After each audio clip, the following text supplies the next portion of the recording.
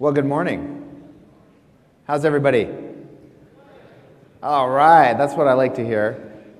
This is day one, so no one can be tired from being out too late, having dinners and drinks and things, right? So everyone's going to be into the demos and ready for this session. Is that right?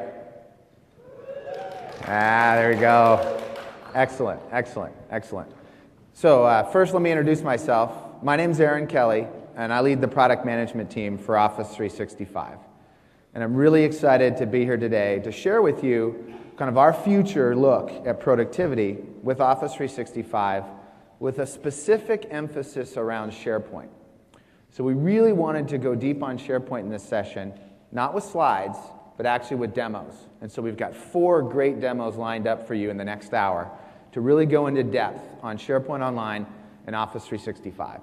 So first things first, raise your hand if you've got a beta account for Office 365. Okay, pretty good. Hopefully by the end of this session, we're going to have all the hands up, certainly by the end of Tech Ed. I want every single one of you to try it out. Sign up for the beta and start using it, because it's really, truly an incredible service that I think you can take advantage of at your company. Okay, so let me dive in.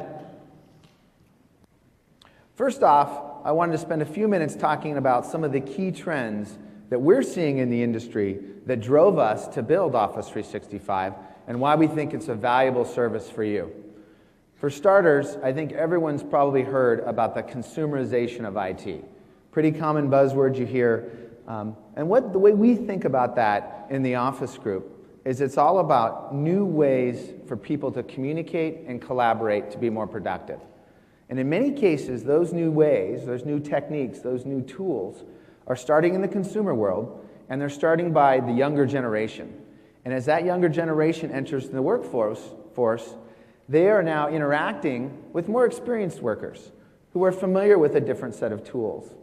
And so being able to address that multi-generational workplace is very, very important and a key trend in productivity. So some workers are going to be very comfortable and familiar with real-time collaboration tools like instant messaging and chat. They're going to want to go to blogs and to wikis, as opposed to things like email or classic document creation and distribution. And so being able to address that multi-generational gap within an organization is very, very important. Now, of course, you want to be able to do this by providing all your workers anywhere access to their data and information. And when we say anywhere access, we don't just mean from any location, but it's also from multiple devices. So being able to access your data and information from a PC that's maybe a desktop or a laptop that's yours, that you have control over. Being able to access your data and information from a web browser on a PC that's not yours, that's not a company-owned asset, but it's something at a friend's house or while you're on the road. And then, of course, being able to access your data information from a mobile device is becoming more and more critical. I'm pretty sure every single person in this room has at least one mobile device with them, and they're using that to stay in touch with the office. So being able to provide that data information anywhere is critical. Now, of course, being able to deliver this consistently across those 3 environments, being able to deliver that anywhere around the world, puts a tremendous burden on IT to be able to deliver those solutions with high uptime, reliability around the world. And of course, this is all happening under the context of the rise of the cloud. So the cloud is becoming a more and more viable option for customers to use as a technology platform to deliver these solutions. So as we think about these 5 trends, that's really what drove us to build and develop Office 365, which we see as the future of productivity. And it's about delivering the best productivity experience for all your end users across the PC, phone, and the browser, and then doing it in a way that gives you choice in how you deploy. So you don't have to go entirely to the cloud, and you don't have to stay entirely on premises with servers. You can actually implement a hybrid model or deliver both. And that's a key differentiation that Microsoft is able to bring to the table by delivering this technology as servers and delivering this as cloud services. So what's in Office 365? Well, first and foremost, it includes Office. It's the Professional Plus Rich Client, and it's the web applications hosted in a browser. And so this really allows end users who are familiar with the Office tool set to very quickly interact and use Office 365 in a productive manner. By including Office in the suite, what it also does is allows you to continue to leverage and take advantage of existing documents and content in your environment. Those documents are easily read by Office 365 in full fidelity with all their attributes. So you don't lose any information as you move documents that were created from a rich client on premises on a PC and as you move them to the cloud. That's really a key point. So in addition to Office, it also includes Exchange. Exchange Online has email, calendar, contacts, and with this latest version, things like unified messaging, archiving, not only for personal use, but also archiving for e-discovery scenarios and compliance scenarios. So really, a lot of great investments in Exchange. Of course, SharePoint Online is also part of Office 365, and that delivers a whole new set of features versus the current version we have in market, and we're going to talk more about that later. So I'm going to move on to Link. Link is another key element, and it's really the sizzle of Office 365, as I like to say. Because what Link does is it brings together the conferencing solution that was Live Meeting with IM presence and voice that was part of OC Online, integrated into a single client, integrated into a single experience that's seamless for users, very easy to use, and you'll see a little bit of that today in the demonstration. You'll also see it throughout the week at TechEd. We are very excited about Link as a product from Microsoft, and you're going to see a big push from us this year to really drive and deliver Link around the world. Now, so it's one thing to have those individual workloads, but it's another thing to deliver them in an integrated fashion. And that's another great attribute of Office 365. Being able to have all the latest versions of those technologies integrated seamlessly, so again, your end users see the experience very seamlessly of moving between one workload and another, as opposed to having each thing separately, or in some cases not being on the latest versions of each one, and so that interaction or that integration just isn't as rich. So that's a key element, again, of Office 365, being on the latest elements, being always up to date. And then I wanted to spend a couple seconds talking about the convenience and choice. So one of the things you're going to see in many of the sessions later today, and of course across the week at TechEd, is real deep dives into how you deploy and implement Office 365 in a hybrid environment. And what we mean by that is having the ability to decide which users you want to continue to run on premises with a server and which users you want to move into a cloud, but setting up in a way where you have common identity, you have a common provisioning model, and things like Exchange, you're able to share free busy information between users in the cloud and users on premises. And so look forward to those sessions to really go deep on some of those hybrid scenarios. So I'm going to spend a few minutes talking about SharePoint, and then let's get into the demos. So one of the number one questions I get time and time again from customers is, help me understand the differences between what is in SharePoint Server and what is in SharePoint Online. And throughout the week here at TechEd, we're going to go deep into this so you can really get a crisp sense of what's in the different offerings. Now, as we think about SharePoint generally, we organize it into four core areas. Sites and communities is one core area, and SharePoint Online really delivers a great set of features here. Specifically, what's new in SharePoint Online versus previous versions is things like My Sites. And we're seeing My Sites really start to emerge as that Facebook-like experience within the enterprise. Employees are creating their own My Site, they're putting their documents and information there, and they're discoverable now by other employees as being experts or key points of contact and key initiatives. So My Sites is a great capability that's part of SharePoint Online. Intranet sites are another key thing that we're seeing more and more customers take advantage of. In this rev of SharePoint Online, there's great extranet capability, and so you can start to create document collaboration with users outside of your organization. And then we have a very simple website as well for small and medium businesses that want to have an internet web presence leveraging SharePoint Online. Now, in the sites and community section, the one thing that we don't have as part of SharePoint Online is that internet service. So FIS, typically called SharePoint for Internet Service, is not a Internet sites rather, is not a core part of the SharePoint Online offer.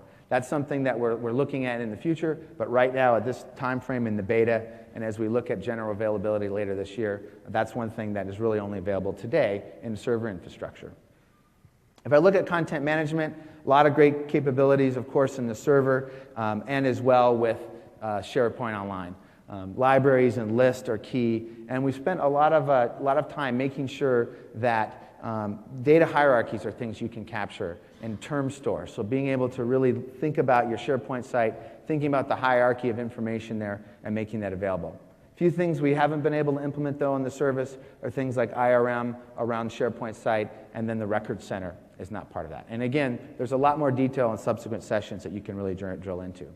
Search is another key investment area for us with SharePoint. Of course, the server and SharePoint Online.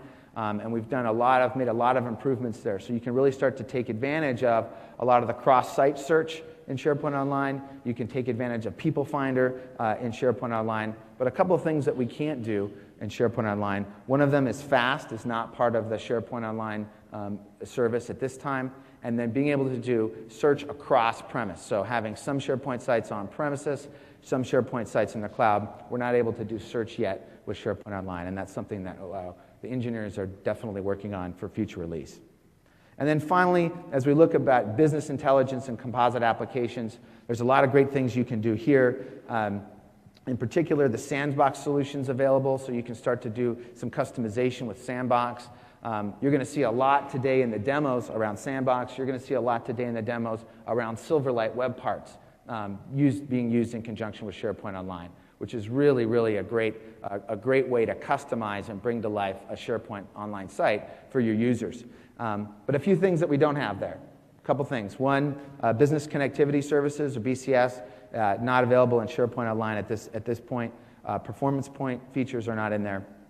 And then we can't yet do fully trusted code in a SharePoint Online deployment.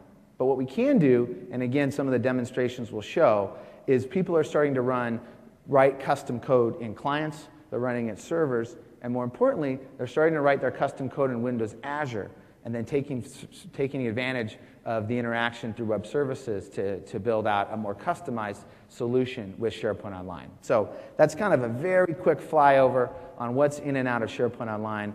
Again, there's many more sessions here at TechEd that are going to go into a lot more detail, and so I encourage you to go attend those. But rather than me kind of continuing to talk up here in slides about SharePoint Online, I'm going to invite Chris up, and Chris is going to give you a demonstration of SharePoint Online in action as part of Office 365. And we're going to start with the admin experience, see what it's like to set up a user, and then he's going to show you how quickly you can build a SharePoint site. So welcome, Chris.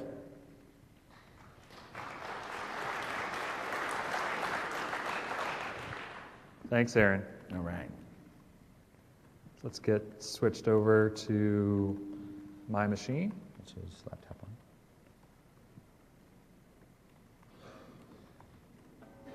There we go. Got a little sleepy there for a second, but I think we managed to wake it back up. So in this demo, I'm going to show you the getting started experience around Office 365, including how to set up users and start working with the services, as well as starting to customize the services for the individual use of your users and your business. So what I've done prior to today's demo is I went up to office365.com and signed up for the beta using that green link there, join the beta. So after I signed up for the beta, I got my welcome mail, which gave me all the information I needed to get started my tenancy, including getting signed up as an administrator within Office 365 so I can start working with users and setting up the services. So I'll go ahead and sign in here.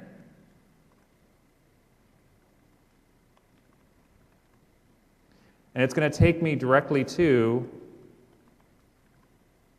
the admin console for Office 365. And this is where I can start kind of doing some of the IT pro workloads around Office 365. Like I can go in and start setting up users. And one of the first things I'll probably want to do is set up single sign-on. So if I have AD deployed within my company, I'll set up ADFS 2.0 and start doing the work to provide federation between AD and Office 365. So when my users sign into their Windows box, they're automatically signed up in the cloud, or signed on in the cloud with Office 365. So that eliminates the need for the sign-in client that we had with BPOS. Exactly, or getting great. the screen pops and stuff like that. Great. So the next thing that I'd want to do after that is get all of my users up into Office 365. And again, I could do that manually through the browser, through uploading CSV files.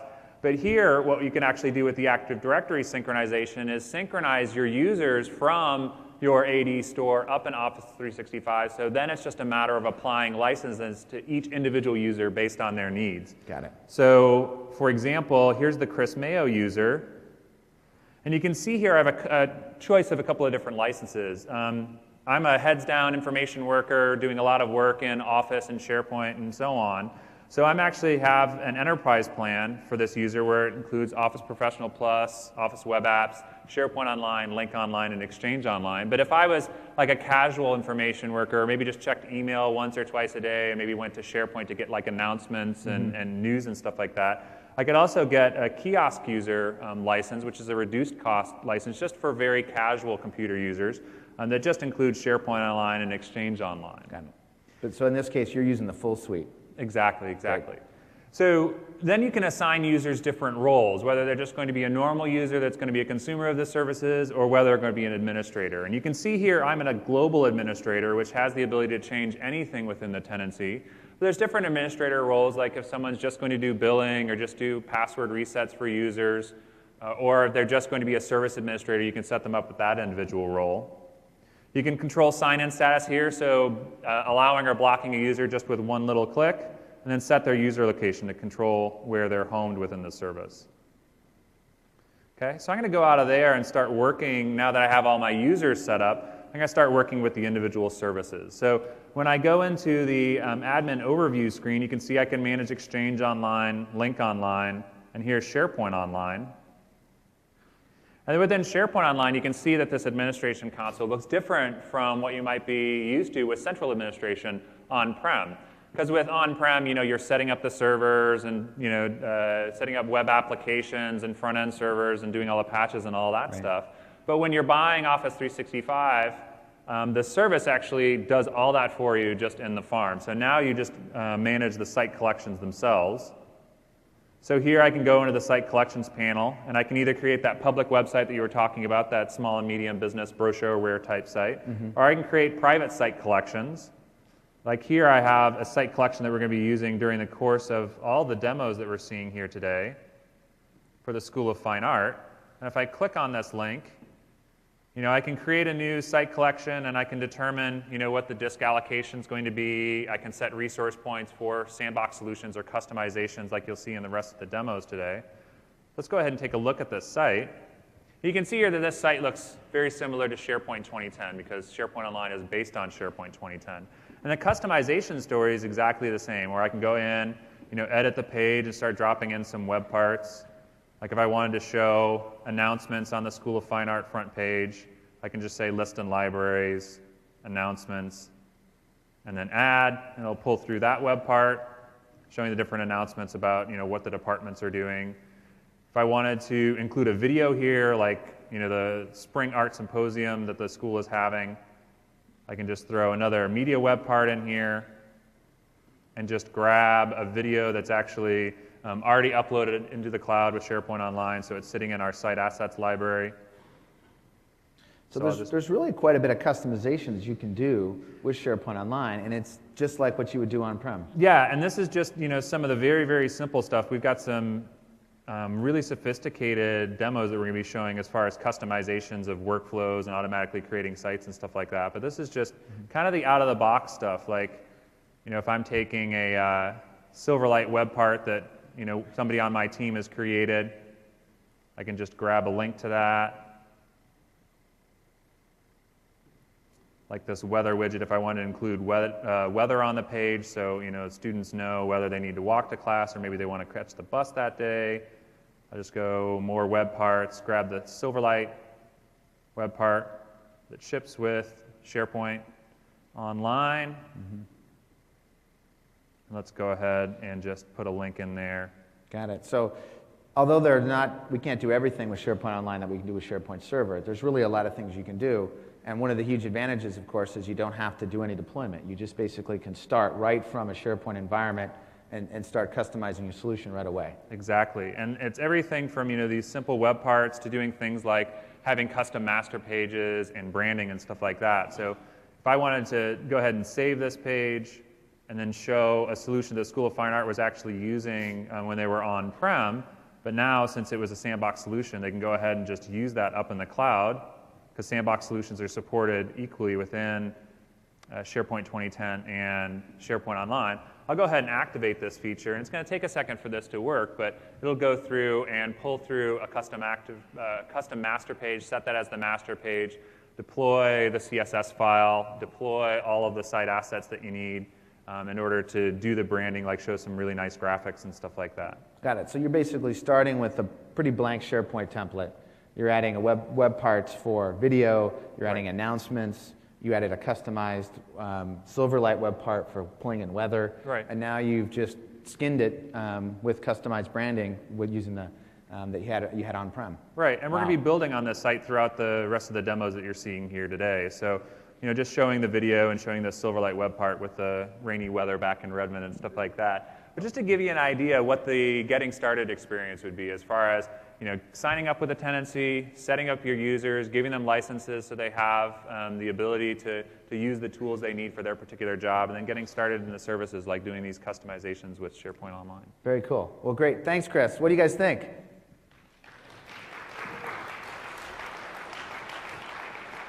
At least it's not 47 degrees and raining here, right? Yeah, we could be in Seattle. So that just gave you a very quick flyby of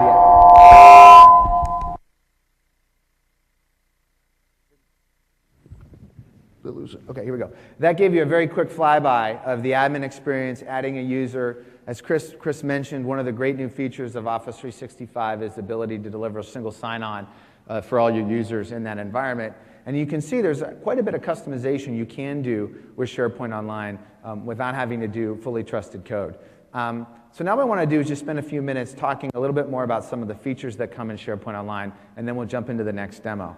So I mentioned earlier My Sites. Again, we see this as becoming a very, very popular way of using SharePoint Online in the enterprise, being able to create a Facebook-like experience for each employee to be able to store and share their information with other employees.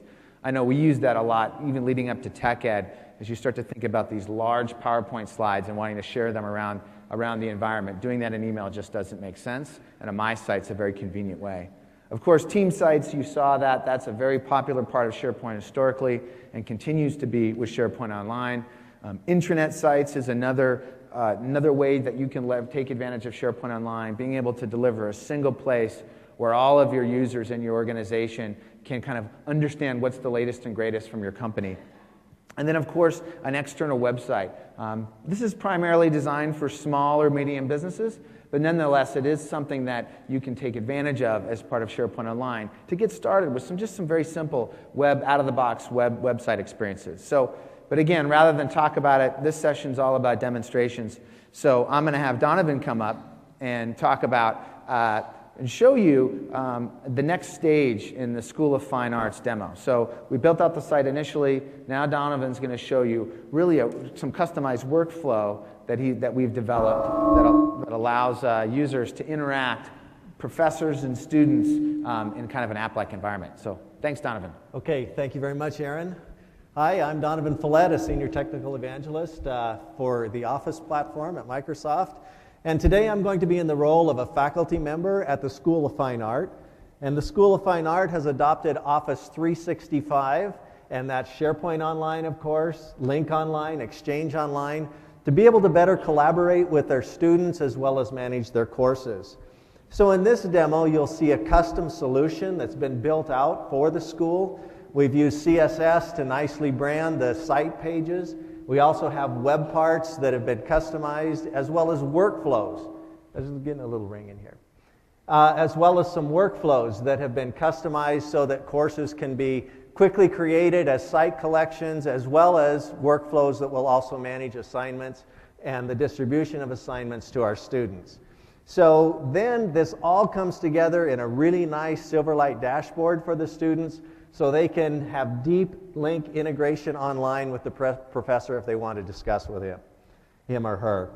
So let's go ahead and get started here. We'll go into the art history department. That's the department that I'm associated with. And at the departmental level, the site pages have web parts for information about the department. Here's news and events.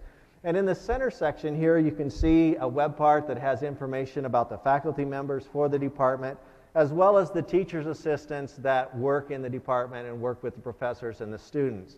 My TA is Augusto, and so he helps out with all the courses that I teach.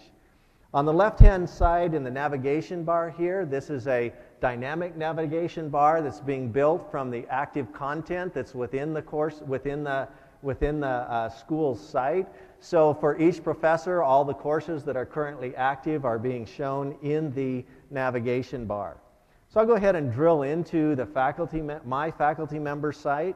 And each faculty member at their site, again, they also have web parts that have information about themselves, and so that the students can read about the faculty member as well as others that might visit the site can find some information.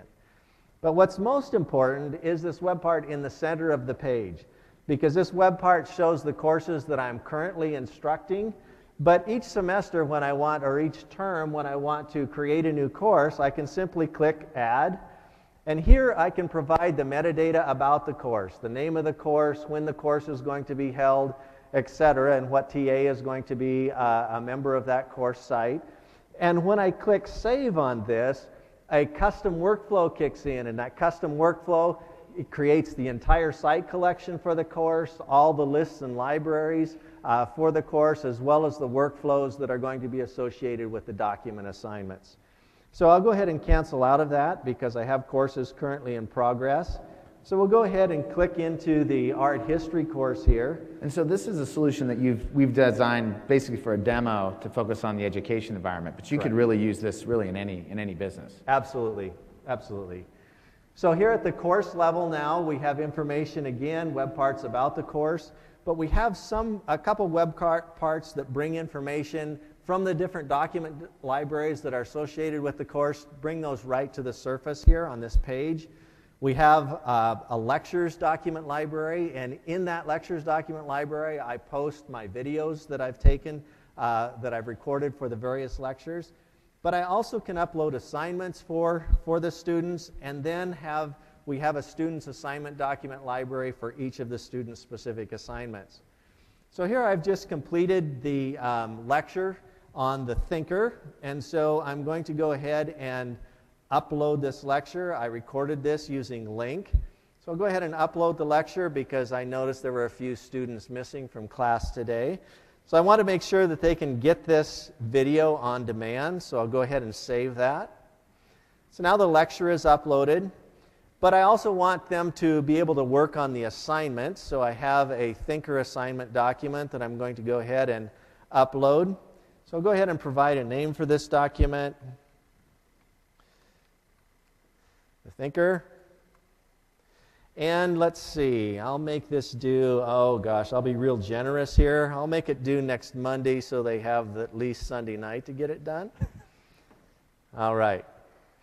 Now, what's interesting is that as soon as I click Save on that, a custom workflow kicks in, and it takes that assignment that I uploaded, and it creates a copy for each individual student, and then assigns permissions on that specific document so the student can only see their own.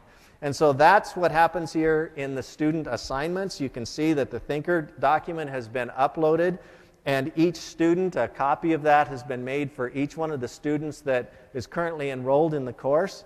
So the beauty of this now is that this assignment is available in SharePoint Online. They can simply get online, work on the assignment, save it back to the document library, and that's a great thing for them. So you're really able to take advantage of the custom workflow here Yes. in SharePoint to kind of use that one assignment to trigger a lot of activity. Absolutely. So there I have uploaded my assignment, I've uploaded my lecture, and now the students can go about their business and do the work.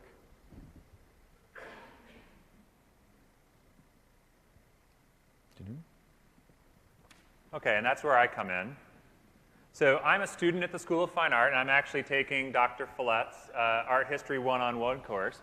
And you can see here that, like the professors, I'm a student. I also spend a lot of time in the School of Fine Art intranet site that's running on SharePoint Online. And I might go to the site to view news or announcements, but I'll also use it to actually work on my assignments and kind of manage my daily life as a student. So I'll click here on Students, which takes me to the student portal. And you can see here it's going to load a rich Silverlight web part.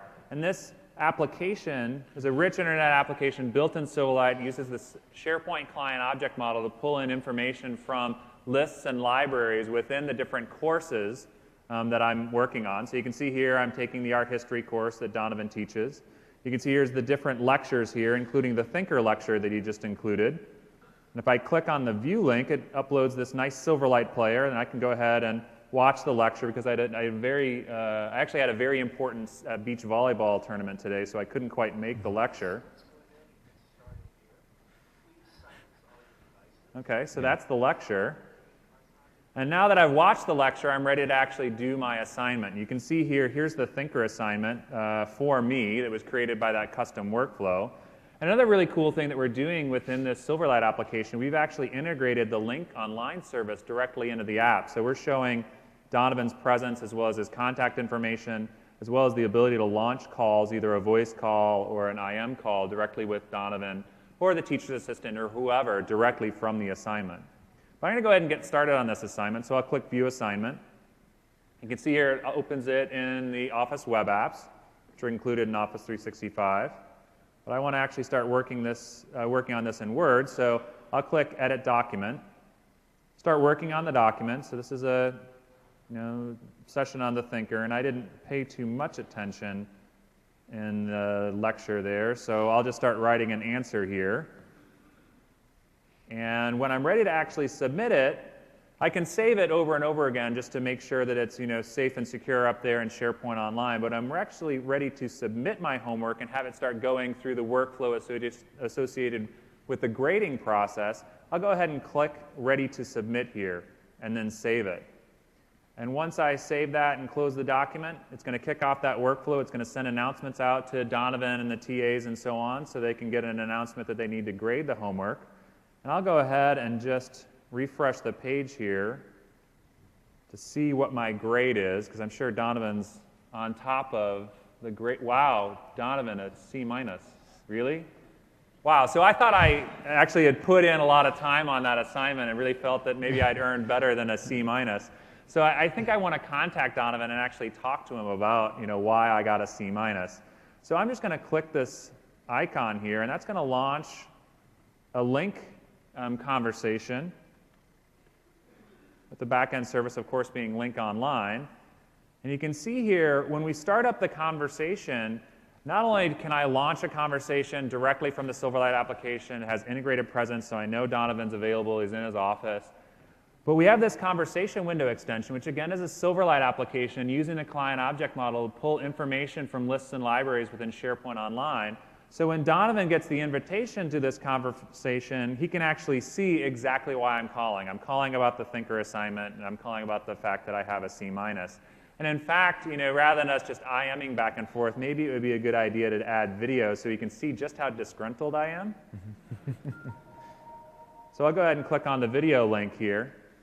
And Donovan can add video back, and we can have a video conversation, again, running all through Link Online, and have a video conversation about, hey, Donovan, a C-. I felt like, maybe that was worth a little bit better of a grade. Hi, Chris. Hi. Talk to the camera. Yeah, I didn't think that was quite your best work, Chris. Okay, yeah, okay. Yeah. Oh, it's good to see you, though, Chris. Oh, yeah, thanks. Yeah, I can put a name with a face now. Exactly. So, Chris, I'll tell you what. You got a good grade on that first assignment, and I'm going to give you the benefit of the doubt. So I'm going to go ahead and I'll give you a B on this assignment. Okay? I'm going to be pretty easy today. So now I can just simply click on the grade right within the context window, which takes me directly to the assignment. I can edit the assignment in SharePoint Online, and I'll go ahead and change the grade to a B. I'm He's not stretching feeling it. that generous. I'm stretching it for a B there. And so now the grade has been updated, and Chris can go ahead and see the grade. Okay. So let's actually take a look at that. I'll go ahead and close this window. Let's go back into the application and again refresh it. And since it's pulling this information directly from SharePoint Online, you can see that the grade's been updated directly in the application. So I know I'll work harder next time, maybe get help from Augusto, the TA, and get a little bit of tutoring moving forward, see if I can't bring my grades up a little bit. But just a great example of the kinds of custom solutions you can build with Office 365, including SharePoint Online, Lync Online, and Exchange Online. And in this demo, we saw not only some really cool branding and theming, CSS and master pages, but also some really cool solutions around being able to dynamically create sites for courses that include lists, libraries, and workflows for things like assignment distribution and assignment grading. And if you want to build these kinds of solutions, learn how to build these kinds of solutions, I've got 2 sessions this week, OSP 305 and OSP 306. So come to my session and we'll kind of go through some of the different concepts behind SharePoint Online and SharePoint Online development so you can see how you can go back, get your beta tenancy, and get started building these kinds of solutions. Great, thank you. Thanks, guys. So I guess we learned that if we had Office 365 back when we were in college, we'd all have better grades, huh? Right. Okay, so you've seen the IT Pro experience. You've seen an end-user experience. Now we want to dive into the mobile experience. And if I think historically where our technology has been around mobile, it's been primarily centered around email, calendar, contacts. So it's been the Exchange, Outlook, OA, and then ActiveSync delivering that to various mobile devices. But with Office 365 and the Office Hub on Windows Phone, we now extend that connectivity to SharePoint and Word and PowerPoint and Excel. And so if you haven't had a chance to use the Office Phone yet, and the Windows Phone and the Office Hub on the Windows Phone, it's really, really a powerful tool. And so rather than, again, talking about the connectivity there that we can provide, I got Augusto's going to come up, and he's going to show you Mango, so Windows Phone Mango with Office 365, and some of in this demonstration no one's seen before. So this is actually some really new, exciting stuff. So welcome, Augusto. Thanks, Aaron. Okay, good. So here I have my Windows Phone 7. This has been updated with a release of Mango that we're going to be releasing later on this year, towards the end of this calendar year. And you see here that I'm a teacher assistant working with Donovan here at the School of Fine Arts. And what I want to do here is I just got my Windows Phone, and I've been playing with it a lot. I mean, I like it a lot. I have my personal email account already set up. I've been playing games, listening to music, but I also want to be productive. One of the key things that we're doing with Windows Phone in this new release is that we're going to be bringing Office 365 embedded right out of the box support. So for what I would like to do now is, since I just got this phone, is to go to my personal email account where I basically received from Donovan what my credentials are for Office 365, which I don't quite remember right now. So I can just open my personal email account. There is that mail from Donovan. And here he's sending me my email, an email welcoming me to the the Fine Arts College. And he's sending me my email account here. So I just click on that and then copy that link. And what I can do now is just go to my settings and really quickly go to my account manager, because that's how embedded now Office 365 is into Mango. So I just need to add a new account. And you see in the Outlook option in there, it says that I can connect to an Exchange on-premise or I can connect to Office 365. So I just click on that. I'll just paste here that email address that I got into that email. And if everybody can look that way, please, for a second. I'm going to enter my password here.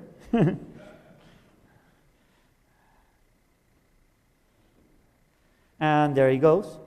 So as you can see, I'm entering my email and password. It could be an Exchange auto-discovery process, but if it is Office 365, it says that it discovers it automatically. It is already provisioning all the Office 365 services that I have access to, and I get this notification where it says, I set up your Exchange account, I set up your SharePoint access, and in the Office Hub, all the SharePoint links are going to be pre-populated for me automatically.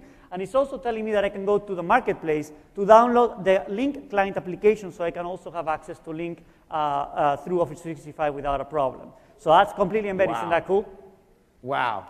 Wow. So you just, completely configured that mobile device to connect to Office 365, not just email, but email, SharePoint, Email, SharePoint, link, everything from just one click. That's going to save some support calls, huh? Yeah.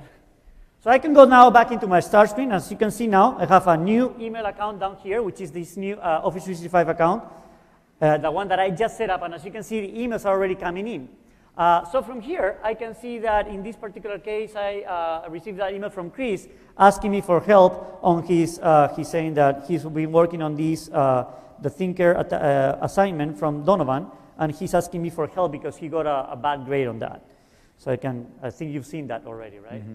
So I can go on that, and now what I'm doing is I'm actually connecting to that particular document that is the same document that Chris was working on. Here is his answer, the Thinker. So I think he could have done way better than this. So what I will do is that, let me just go back into the search here. I can click search and start typing here the Thinker.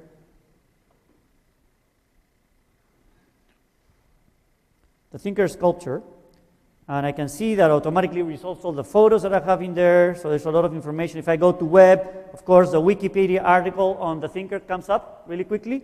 And I think at least it should have gone into the Wikipedia and read a little bit about it and maybe make up a better answer. So I can click on that link from the browser here, save it, and then as you can see, I can click and hold, and then I can go back. Isn't this nice? I can go back here to the document, back into the SharePoint site, go back into his answer here. I'll just edit this. And what I can do really quickly from here is go back into his answer, select that answer, and add a comment and say, you could have done better. So you've basically you started an account fresh. You went in, pulled down you got an email, you pulled down a document, you've now gone to the web, you've grabbed some links from the web, you're now adding it as a comment into that document. I'll just paste that link into the comment. And click somewhere else here, and you'll see that there's my comment there with the link already in there. Save it back, and it's going and save back into the SharePoint site again. So now Chris has access to that document with my comment in there. Hopefully will help him make a better answer there and hopefully get a better grade next time. Awesome. Great. Thank you, Augusto. Thank you very much.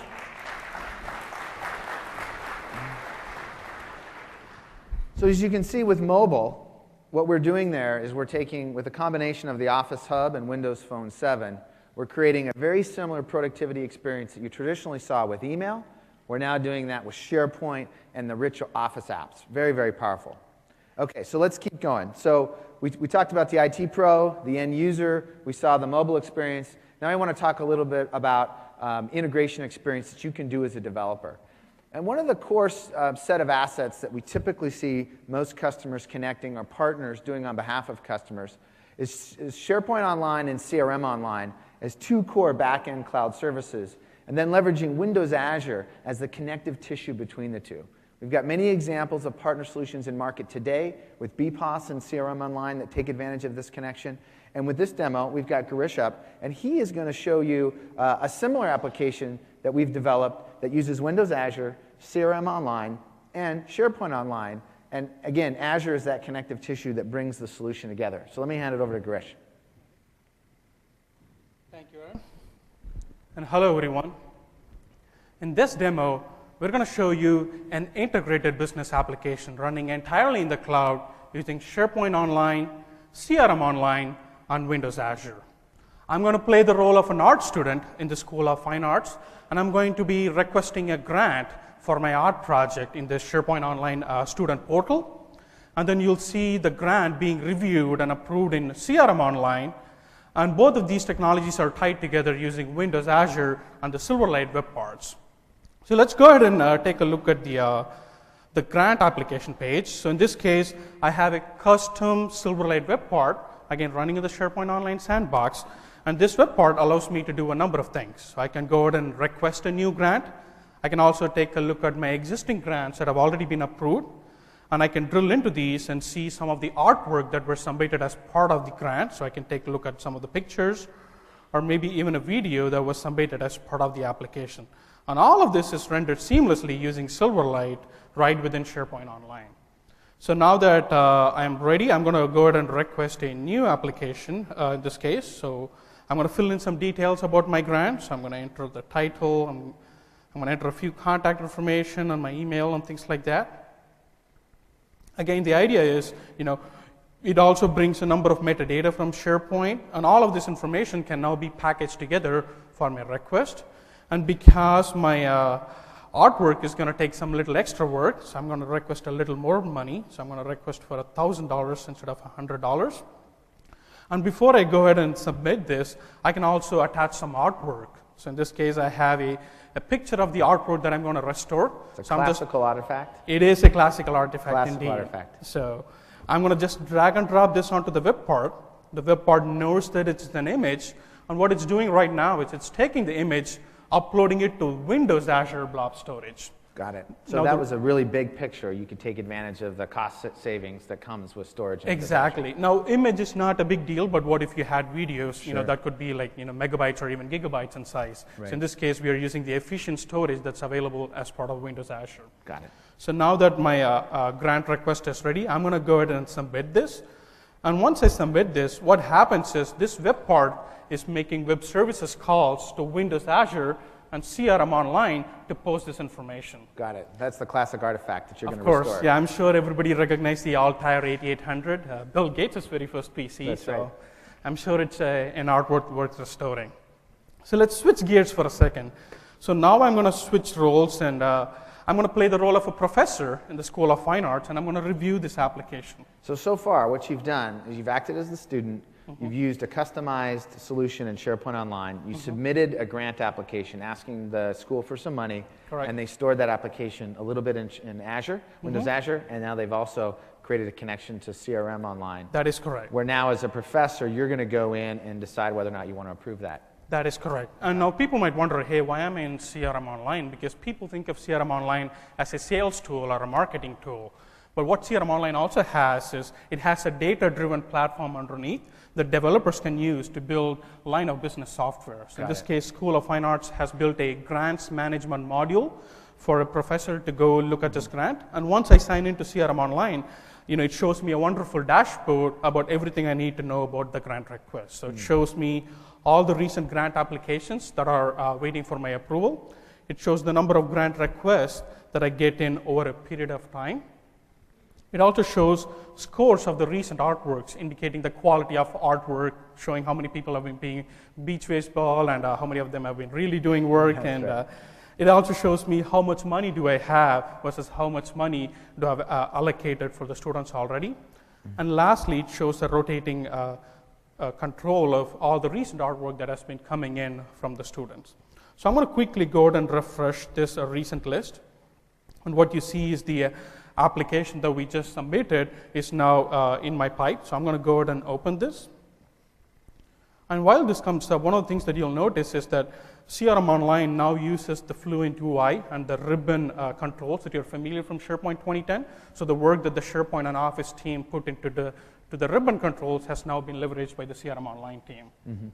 So once I have this grant open, again, I can see all the information that have been sent to CRM Online through the web services. So I can see things like the title of the application, who the student was, how much money they've been asking, and I can also drill in and take a look at some of the artwork. So once I open up the artwork, again, the image is living in Windows Azure, but it's being rendered again in CRM Online seamlessly using Silverlight. So I get this best experience at both places. So now that I'm really happy with the application, and of course I'm excited about the Altair, I'm going to go ahead and approve this application. In fact, I'm going to give it an extra couple of $100 for the student. Now, of course, professors are never good with money, nor grades, at least art professors. So in this case, the system is smart enough to say I cannot do that. So in this case, I'm going to give it a maximum $1,000 that's possible. And when I hit save, what CRM Online is going to do is it's going to approve the application. What we also have is a sandbox plugin running in CRM Online that's going to generate an approval document for the student so the student can know how they can avail the money, how they can make use of it in their art projects. So now my application has been approved. So if I go back to the student page, so again, when we submitted this, it was not approved. But if I go ahead and refresh this Silverlight web part, what you're going to see is that it's going to pull information from CRM Online. It's going to pull the approval status. It's going to pull the approval document. So there you see with the green tick mark, my application has now been approved. And I can also go take a look at the approval document, which is rendered right in the browser using Office Web App. So it has all the detailed instructions on how, as a student, I can make use of the money. Great.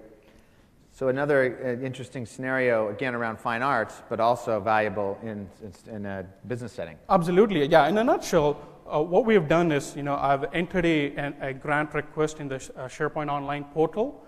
The grant was then sent to Windows Azure and CRM Online using the web services. The professor was then able to review the application and approve it. And once the professor approved it, it generated an approval document and sent it back to the student. All of this working seamlessly together in the cloud. And you, as developers, you can go build applications like this today. And if you want to know more details about the demo, please come to my breakout session tomorrow. And thank you very much, Aaron. Great. Thanks, Krish. Okay. So again, what we really tried to cover in this session was IT Pro experience, user experience. You saw the mobile experience for end users in the demonstration. And then, of course, here's a way of really thinking about delivering a solution that spans application all in the cloud using Windows Azure. So you're probably wondering, hey, how can I start doing this today?